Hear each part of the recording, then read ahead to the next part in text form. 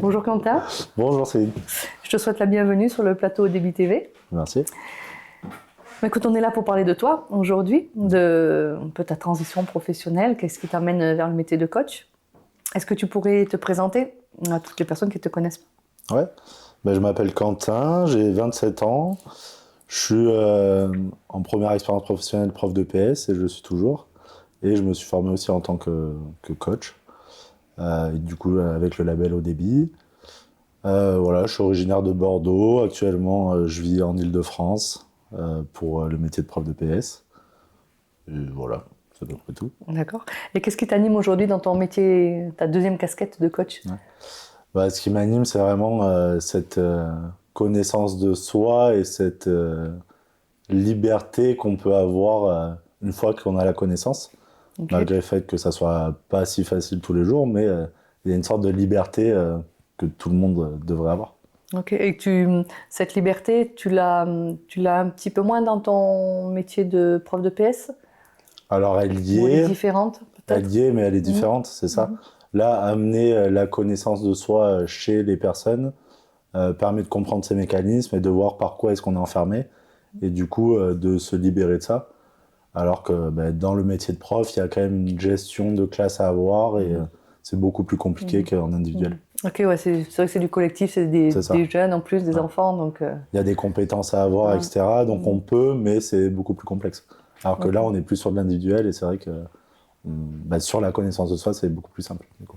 Ok, ok, je comprends. On va du coup faire un petit tour un peu de ton enfance, adolescence, tout ça, tout ce qui t'a emmené finalement de l'enfant que tu étais au coach que tu es aujourd'hui. Ouais. Voilà. Donc tu nous dis que tu as grandi à la campagne dans un environnement où il y avait des tensions familiales. Ouais. Est-ce que tu peux expliquer un petit peu en quoi cette enfance t'a forgé dans cette situation que tu as vécue? Alors, il y avait des tensions familiales, donc il y avait beaucoup d'amour dans la famille. Il y avait des tensions notamment entre mon frère et mon père, qui est mon demi-frère en fait, c'est pas son père. D'accord. Donc il y avait beaucoup de tensions et qui, moi, de par justement mes mécanismes à moi, ça m'a énormément impacté. Ok. Donc voilà. Et après, il y a eu aussi des tensions parce que mon père a eu une maladie qui nous a fait grandir en fait, qui est arrivée quand moi j'étais assez jeune et qui a qui est encore actuelle, mais c'est vrai que tout le cadre familial a changé. Et du coup, il y a eu beaucoup plus de tensions. Et c'est vrai que j'ai grandi là-dedans, dans de l'amour, mais aussi ces tensions qui étaient inhérentes. Et ils ont voulu nous protéger, mais forcément, Ouais. vu qu'il y a le cadre familial, on grandit dedans. Donc, Bien sûr, bien voilà. sûr. Un peu cette dualité de Exactement. amour-souffrance qui... C'est ça. Ok. Et tu as fait pas mal de sport. Ouais. Qu'est-ce que ces disciplines comme le rugby ou le judo, ça t'a apporté quoi? Ça m'a apporté un défouloir déjà. Ouais, Parce que du coup, je ne pouvais pas m'exprimer, entre guillemets, parce que moi, je me l'interdisais, c'est surtout ça. Et c'est vrai que ce soit au judo ou au rugby, c'était deux sports de combat, deux sports de contact. Et du coup, je me défoulais énormément dedans. Et c'est vrai que j'avais deux visages différents. J'avais le visage sur le terrain de rugby et le visage à l'extérieur et dans la vie de tous les jours. Ok. Et vraiment, c'était une dualité qui était omniprésente. Qui était omniprésente. C'est-à-dire qu'il y avait de la violence sur le terrain, alors qu'à l'extérieur, il n'y en avait pas du tout. Ah, d'accord, ok. Bon, en tout cas, elle était cachée, elle était intériorisée. Elle était intériorisée. Ok, ouais, dualité dans le sport, dualité dans la famille. Ouais, Ok. exactement. Et puis après, tu te retrouves à faire des études de maçonnerie, puis tu pars dans le sport, encore une Exactement. dualité. C'est ça. Qu'est-ce qui fait que en fait, tu passes de la maçonnerie au sport, enfin au sport, Ouais, l'éducation plutôt. je passe de la maçonnerie à la fin de la troisième, Ouais. parce que mes profs me disent que j'ai pas le niveau, en gros, Ok. pour aller en seconde générale. Ok. Et donc, l'institution reste... si un prof me dit que j'ai pas le niveau, c'est que je dois pas l'avoir, quoi. Ok, ouais. Voilà, c'était comme ça. Et du coup, je réfléchissais à ce que je pouvais faire et il y avait les compagnons du devoir, je savais que c'était reconnu, etc. Donc, je me suis mis dedans. Sauf qu'au bout d'un mois, je me suis dit, je ne vais pas faire ça toute ma vie. Qu'est-ce qui Et c'est je qui n'ai pas t'a envie de faire déplu? ça, C'est non. le métier ou c'est l'environnement? C'est quoi qui t'a déplu exactement? Alors, c'est drôle parce que ce qui m'a motivé dans ce choix-là, c'est le lien. Ouais. Parce que tous mes amis étaient dans la même classe en seconde générale. Et du coup, moi, j'ai commencé en septembre, début septembre. Et donc, ils étaient tous dans cette classe-là. Et moi, j'étais aussi inscrit en seconde générale quand même. Ok. Un de mes profs m'avait dit inscris-toi quand même, on sait jamais. Ok. Et moi, dans l'entreprise de maçonnerie, la moyenne d'âge c'était 55 ans, je pense. Moi, j'en Ok. avais 14. Ah, ok. Et il y avait un écart qui était énorme. Et du coup, je ne sentais pas ce lien-là. Je savais qu'en seconde, j'allais l'avoir avec mes camarades. D'accord. Et c'est aussi ce qui a motivé ce changement. Puis je D'accord. me voyais pas faire ça Ah, ouais. toute ma Le vie. métier, enfin, c'est entre pas guillemets. passionnant pour Ouais, toi. c'est ça. Mhm. Il y avait un côté intéressant dans l'apprentissage, mais rébarbatif parce qu'au final, tu refais la même chose et ça m'intéressait pas. Ok. Donc, du coup, tu reprends la seconde. C'est ça. Du Voilà. coup, grâce à ce prof, je reprends la seconde. Ouais. Enfin, je commence la seconde générale Ouais. et je commence au mois d'octobre. Ok. Et du coup, ben, ça suit finalement son cours, tu as le niveau, quoi. Bah ouais, au final, Finalement. seconde générale, première S, Ouais, bac ouais, S, finalement. STAPS, et voilà. Ok. Ok. Et tu dis que tu as souvent avancé malgré les doutes Ouais, extérieurs. Mais justement, malgré ces doutes, qu'est-ce qui te permet de continuer? je sais. Enfin, c'est une certaine confiance en moi Ouais. qui est très profonde, Mhm. où Mhm. je sais ce que je peux être capable de faire, Mhm. mais enfin, là-dedans, c'est de l'instinct, quoi. Mentalement, je me dis pas ça. Ok. C'est vraiment de l'instinct. Ok. Voilà. Malgré les doutes où on m'oriente vers un CAP, après je vais en seconde, Ok. on me dit que la première S, ça va être compliqué, donc scientifique, j'y vais quand même.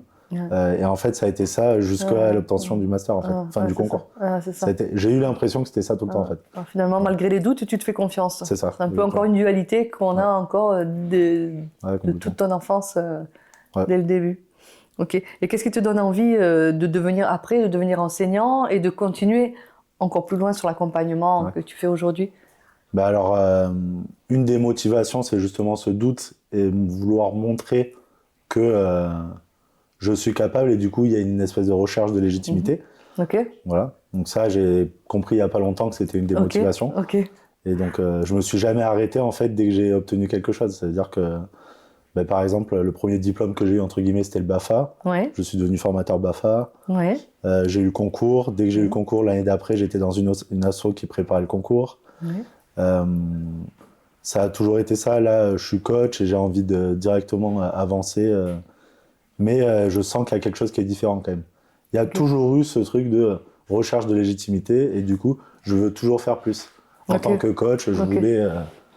mon idée quand j'ai fait la formation, c'était Ouais. coacher les enseignants. D'accord. Et du Ouais. coup, dans ma tête, en termes de légitimité, il n'y a pas plus haut que quelqu'un qui va coacher les enseignants. D'accord. Parce que en étant enseignant, bon, Ok. voilà. Ok. Et en fait, depuis que j'ai compris ça, cette motivation à coacher les enseignants est partie. Et maintenant, D'accord. il y a d'autres motivations. Il y a d'autres qui sont là, motivations. ouais. Et qui sont Ok. plus intérieures. on va dire. Qui te correspondent plus finalement. Exactement. C'est parce que tu es moins, si je comprends bien, tu es moins en recherche de légitimité. Ouais, Donc, beaucoup moins. Voilà. Tu sais que la légitimité, c'est à toi de te la donner et C'est pas ça. forcément Exactement. l'extérieur. Ok. Ok.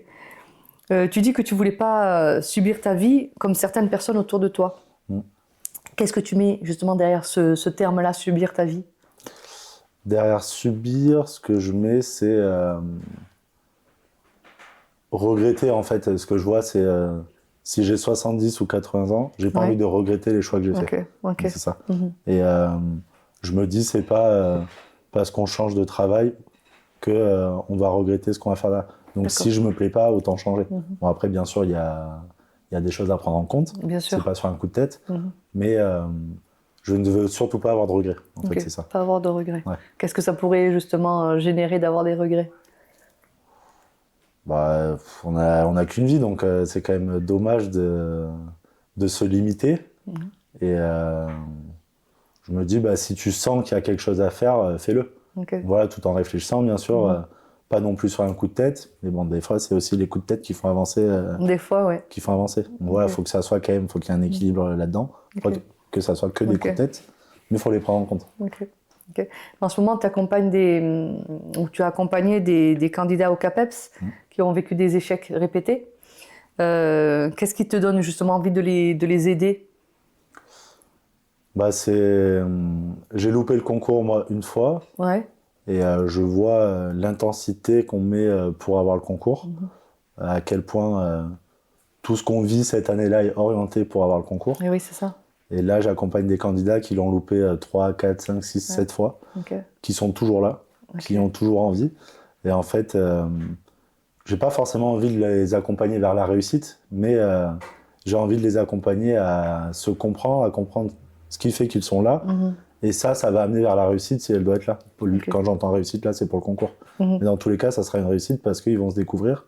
Et après, ben, ça peut aller sur le concours. Des fois, il peut y avoir une orientation et c'est OK. Si c'est leur choix, il y a ce sentiment de liberté dont je parlais au début.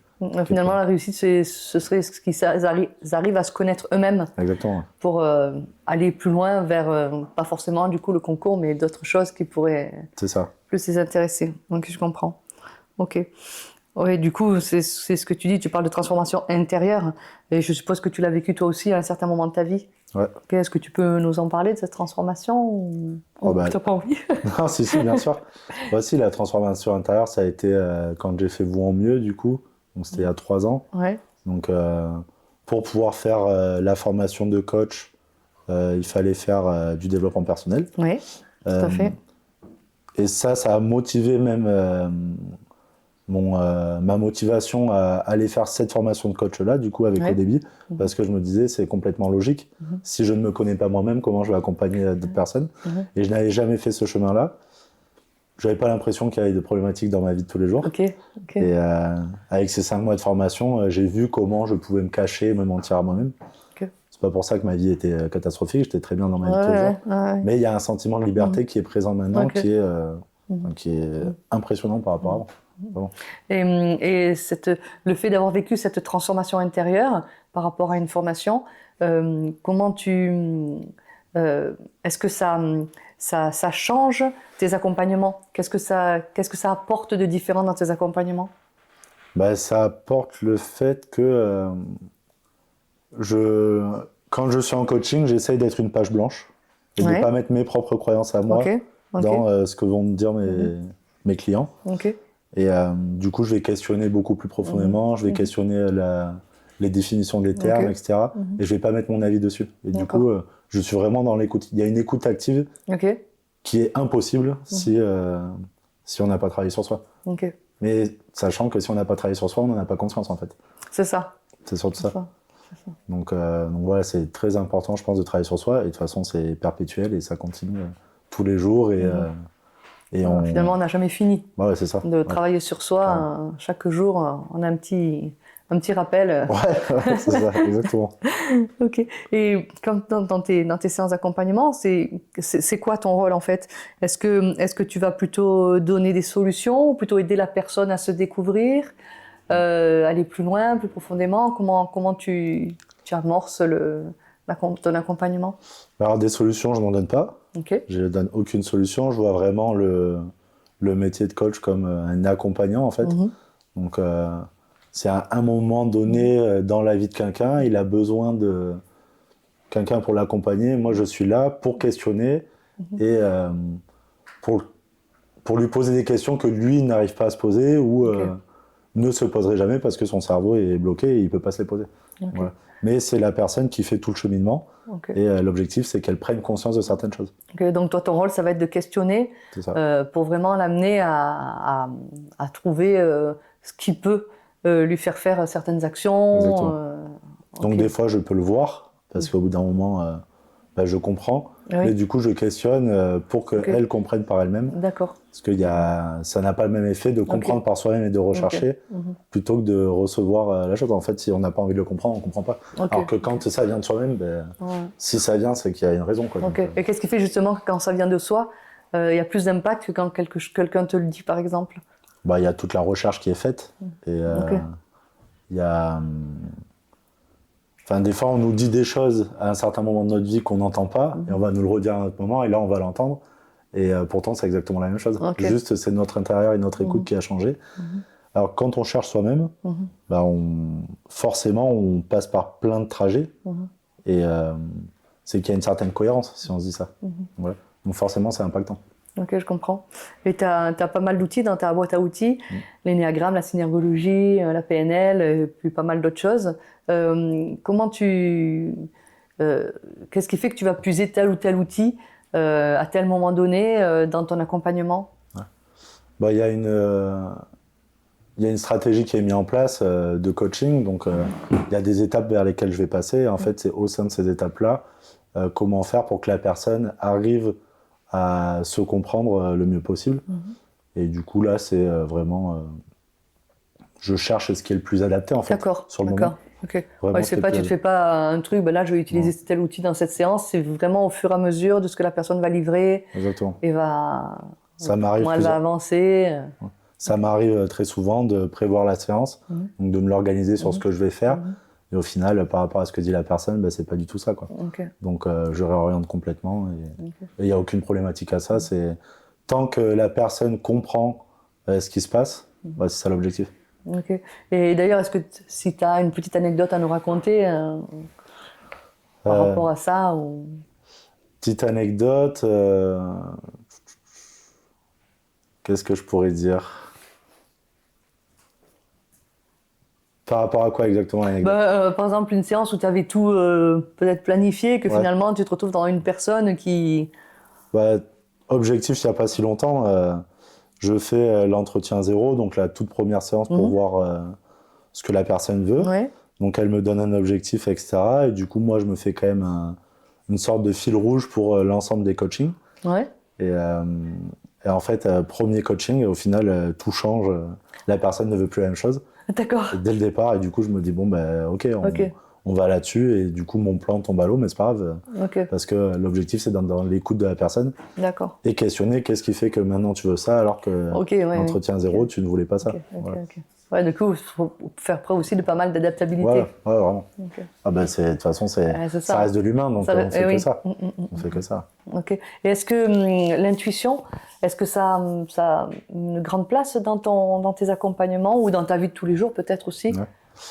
Une grande place, je dirais pas une grande place, mais j'essaye de lui laisser le plus de place possible, en tout cas. L'intuition, jusqu'à il y a 3 ans, je ne savais pas ce que c'était, presque. Voilà, je le savais, mais très succinctement. Maintenant, je comprends que c'est omniprésent et c'est un peu ce que je faisais au final quand j'étais gamin aussi, quand je me dis, bah non, arrête ce CAP maçonnerie, va en seconde ou d'autres choses. C'est déjà ce que je faisais, je m'écoutais. Donc maintenant, ça prend de plus en plus de place. De plus en plus, j'essaye de couper le mental et de me dire, bah, si tu sens que tu dois aller vers là, vas-y, pose cette question et on verra bien ce qui se passera de toute façon. De plus en plus, même dans mes choix de vie, ça se fait aussi comme ça. Clairement. Ok. Et en ce qui concerne l'authenticité, comment tu l'articules dans ton métier de prof de PS et dans le coaching? Est-ce que pour toi, c'est quelque chose de fondamental, de vrai? Ouais, l'authenticité, c'est très important pour moi. Dans mon métier d'enseignant, par exemple, j'essaye de ne pas mentir aux élèves. En fait, je suis le plus franc possible avec eux. Je ne vois pas pourquoi il faudrait leur cacher des choses, mais que ça soit en tant qu'enseignant ou en tant que coach. Je ne vois pas pourquoi il faudrait cacher des choses. En étant le plus honnête possible, je trouve que c'est comme ça qu'on avance. Après, bien sûr, il y a des subtilités à mettre. Mais je trouve que montrer qui je suis et ce que je fais réellement permet d'avancer en tant qu'enseignant avec la classe et en tant que coach permet aux coachés d'avancer. Ok. Et aujourd'hui, comment tu vois si tu pouvais allier dans une totale liberté le coaching à tes séances, quand tu accompagnes les jeunes dans une séance de PS, comment tu le verrais? Est-ce que d'ailleurs tu as un projet peut-être en tête par rapport à ça? Je ne sais pas. Mais en fait, ce qui est assez complexe, c'est que il y a un groupe classe de 30 élèves qu'il faut amener au développement de certaines compétences. J'utilise le coaching notamment à travers l'écoute. En fait, je suis vraiment dans l'écoute des élèves, de ce qu'ils ressentent. Mais le fait qu'il y ait cette gestion de classe à avoir complexifie quand même la chose, l'écoute individuelle. J'essaye de le faire le plus possible. Je cherche encore la solution pour arriver à le faire sans que ça soit au détriment de l'avancement de la classe vers les compétences, en fait. Bien sûr, Parce qu'actuellement, je remarque que quand je suis dans l'écoute d'un élève, en particulier, la classe avance. Elle avance seule, il n'y a pas de souci. Mais il faut que je revienne quand même pour driver. Et j'arrive pas encore à le faire de manière efficace, on va dire. D'accord. Voilà. Donc je suis encore en recherche de ça. Après, ouais, moi, ce que j'aimerais bien faire, c'est par exemple monter une section bien-être au collège. C'est quelque chose qui super. m'intéresserait, ouais. Avec un petit groupe d'élèves pour le coup. Et sur la connaissance de soi, Ouais, super. chez un adolescent, sur les émotions, les comportements, c'est vraiment quelque chose qui m'intéresse. Voilà. Ouais. Et tu ferais, si tu devais le faire, tu ferais comment exactement? Voilà, du coup, ça serait des élèves qui sont motivés pour le faire. Ouais, déjà. ok. Ce serait plutôt du volontariat, Ouais, du coup. ouais, Ok. clairement, du volontariat. Et ça serait avec un groupe de 10-15 élèves. Ouais, Et par exemple, une séance par semaine ou une séance tous les 15 jours où on découvre des grandes thématiques, par exemple les émotions. ouais. Et donc, on découvre au niveau théorique, forcément, mais aussi on l'expérimente et on voit comment les émotions, enfin, quel est le rôle des émotions chez les élèves, vraiment, comme je peux faire en coaching, en fait. C'est venir questionner la théorie pour vivre une expérience à travers ce thème-là. Ok. Donc, j'aimerais bien faire ça avec les élèves. Ouais. Et qu'est-ce que tu penses que ça pourrait leur apporter, changer chez eux, dans leur, peut-être dans leur vie actuelle et peut-être dans leur vie, dans leur avenir? Bah, alors, dans leur vie actuelle, c'est clairement un bien-être, de l'écoute de soi, en fait. Ne plus se reprocher certaines choses, ne plus être autant impacté par ce qui peut se passer en groupe, parce que là, ça reste des ados au collège, Eh oui. donc le groupe est hyper important. Eh oui, eh oui. Et comprendre que on voit le monde à travers ce qui se passe chez nous. Ouais. Et ça, c'est vraiment quelque chose que j'aimerais leur faire comprendre Ok. aux ados. Mais encore une fois, je peux leur dire, ça ne sera pas forcément écouté. Donc, c'est pour ça que je veux le faire vivre avec les élèves. Mais dans mes cours de PS, je n'y arrive pas encore complètement. Non. Voilà. Ouais, parce que dans les cours de PS, il y a quand même une... C'est comme, ils ont un programme à faire. C'est ça, il y a un programme, il y a un cadre. C'est compliqué, il y a un cadre. Ouais. Voilà. Okay. Et, donc c'est présent, hein, c'est présent. Je pense que je suis vraiment à l'écoute des élèves. Je pense que moi, ça fait de moi un meilleur prof, clairement. Okay. Enfin, de ce que moi j'estime être un bon prof. Okay. Ça fait de moi un meilleur prof, mais je suis encore en recherche, quoi. Okay. C'est vraiment ça. Ok.